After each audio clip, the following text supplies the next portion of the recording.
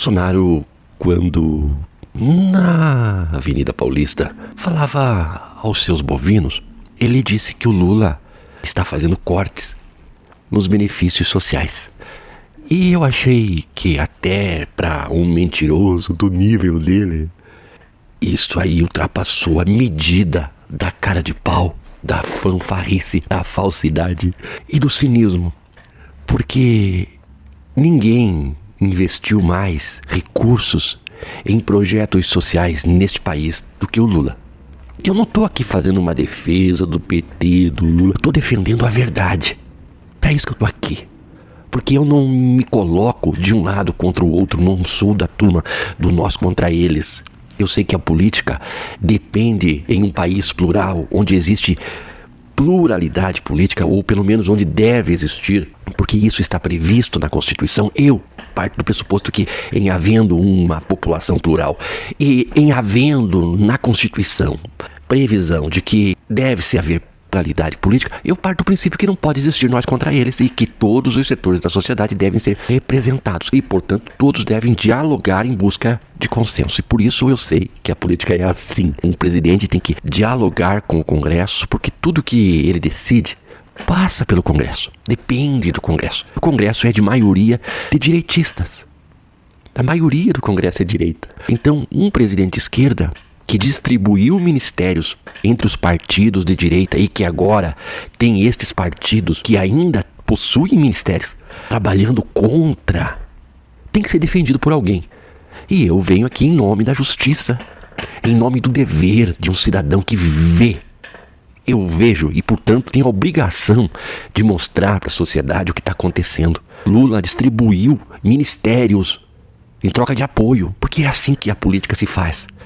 Você traz para o seu governo aquele que naturalmente faz oposição para que este, em estando no governo, te ajude a governar. Acontece que hoje, partidos que têm ministérios trabalham contra o governo. O que se viu no Congresso Nacional?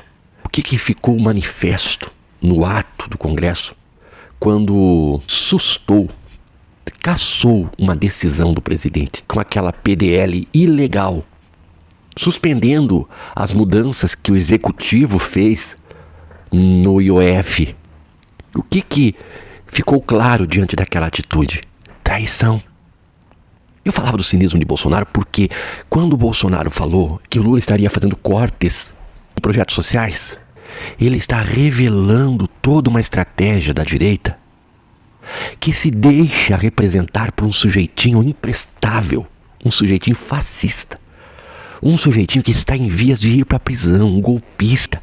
Uma direita que se faz representar por um indivíduo deste nível não merece respeito definitivamente. Como eu não estou no governo, como eu não governo, como eu não preciso de apoio dessa gentalha, eu digo com toda a tranquilidade, são um bando de mercenários vendidos. Porque quando o Bolsonaro diz que o Lula está cortando recursos dos benefícios sociais, ele está revelando a estratégia da direita. Quando o Lula fez mudanças no IOF, para cobrar mais impostos dos ricos, para aliviar a carga tributária em cima dos pobres, eles cassaram essa medida, porque eles não querem que o governo tenha recurso.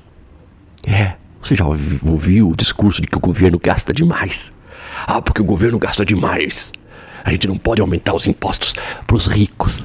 Os pobres sim, né? Bolsonaro passou 4 anos sem fazer o reajuste na tabela do imposto de renda. Sabe o que significa isso? O Haddad falou sobre isso, mas eu vou falar de volta de uma forma mais simples. Significa que você, trabalhador, que tem um imposto retido na fonte, na tua folha de pagamento aparece lá um valor retido na fonte. E por ocasião do dissídio, o reajuste anual, que corrige a inflação, você teve uma variação no valor bruto do teu salário.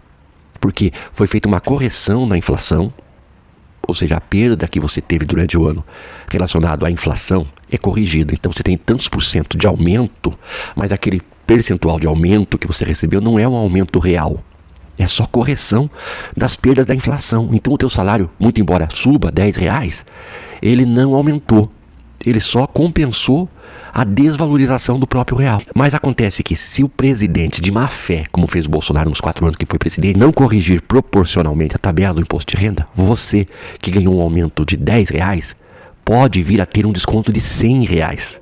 Você tem uma correção de 10 e você tem um desconto de 100, porque você ultrapassou o limite do imposto de renda e você vai pagar imposto de renda, você entende? Deixa eu te contar para você uma experiência minha. Quando eu era funcionário da indústria, fazia muitas horas extras, que naquela época não tinham ainda inventado o tal do banco de horas, né?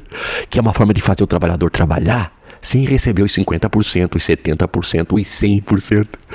Não, é hora por hora, né? O cara faz hora extra e não recebe. Porque às vezes o milionário, o bilionário que é patrão, não estou falando de você, dono de padaria, dono de confeitaria, dono de loja em shopping, estou falando de gente rica.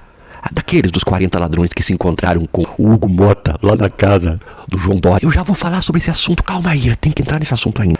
Porque o Hugo Motta, depois de ter feito aquela sacanagem com o Lula, de sustar a decisão em relação à IOF, e viu que deu ruim, ele correu se reunir com 40 empresários, e quase que uma analogia aos Alibaba e os 40 ladrões, todos na casa do João Dória, para conversar. Olha, eu fiz o que os senhores me mandaram fazer, mas a população tá percebendo que a gente tá sacaneando com eles mesmos, tá dando ruim para mim, o que eu posso fazer? Aí ele foi se consultar com os chefes, mais ou menos igual o Sérgio Moro fazia quando viajava para os Estados Unidos, pedia opinião lá do que deveria fazer aqui para colocar o Lula na prisão, para entregar o nosso petróleo para eles lá.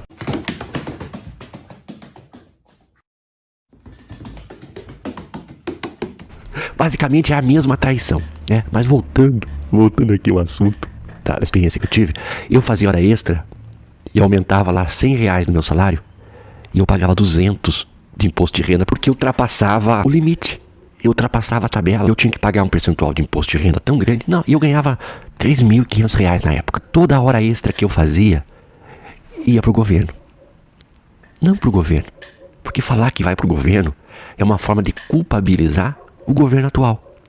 Ia pro Estado. E mais um pouco. Aí eu comecei a pensar assim, gente, eu estou trabalhando sábado e domingo, hora extra, e toda a minha hora extra vai retido o imposto de renda. O que eu posso fazer? Eu era líder de equipe, eu tinha que estar junto com a equipe, mas eu estava pagando para trabalhar. E se eu falasse, eu não vou fazer hora extra porque toda a hora extra que eu faço acaba retido no imposto de renda, mais um pouco, então para mim não é vantagem.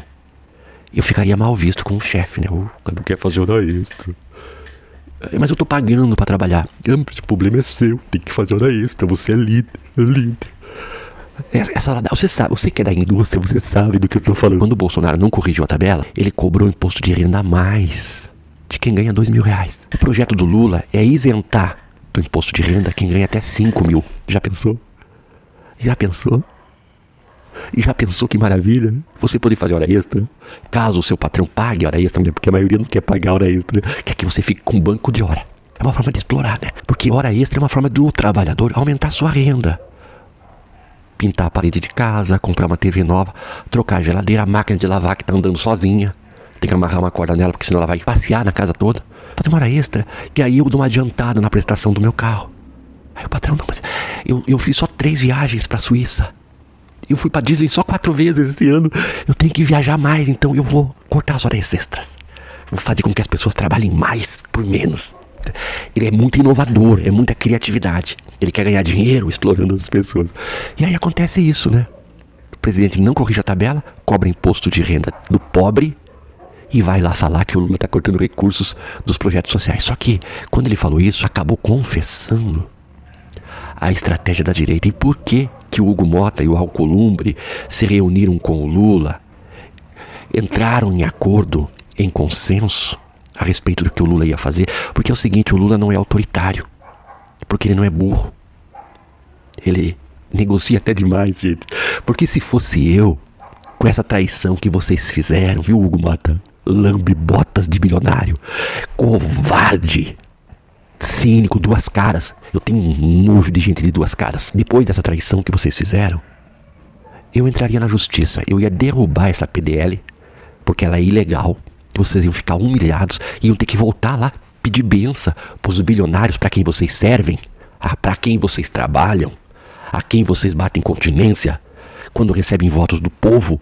O povo que vota em vocês é desprezado por vocês. Olha o que o Hugo Motta falou assim, mas a gente aprovou vários projetos de interesse do governo. Não, os projetos que vocês aprovaram são do interesse do povo, mas o povo não existe para vocês. Então vocês dizem assim, olha, tudo que é do interesse do povo é do interesse do governo, não é do interesse de vocês.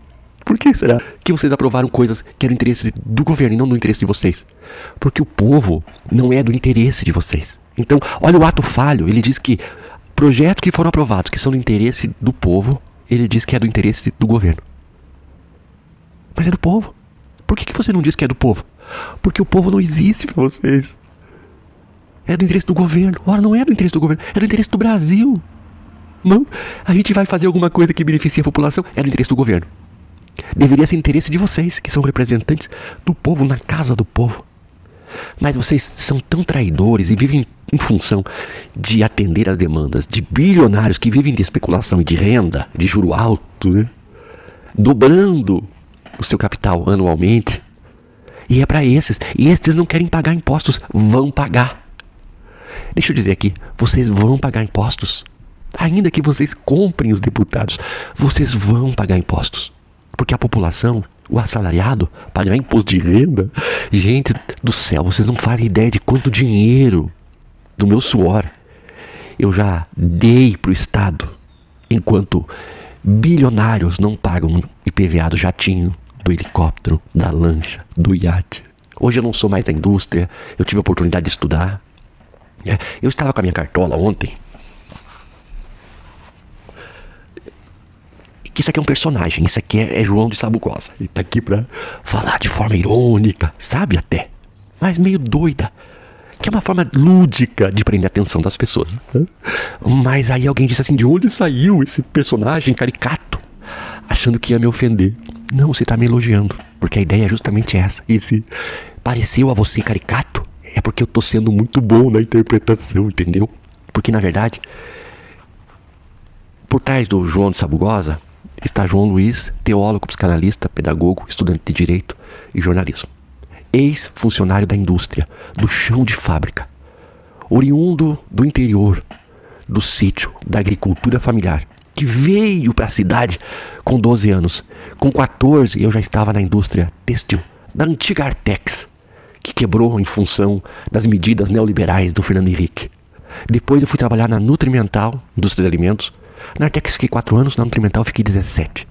Na Nutrimental eu cheguei a líder de equipe. Saí da Nutrimental e fui trabalhar numa empresa que era terceirizada da Audi, da Renault, da Gestamp e da Cosma do Brasil. E nesta empresa terceirizada eu passei de líder para supervisor, para gerente de produção e para gerente geral. Foi aí que eu comecei a pensar em estudar. Eu nem tinha ainda ensino superior.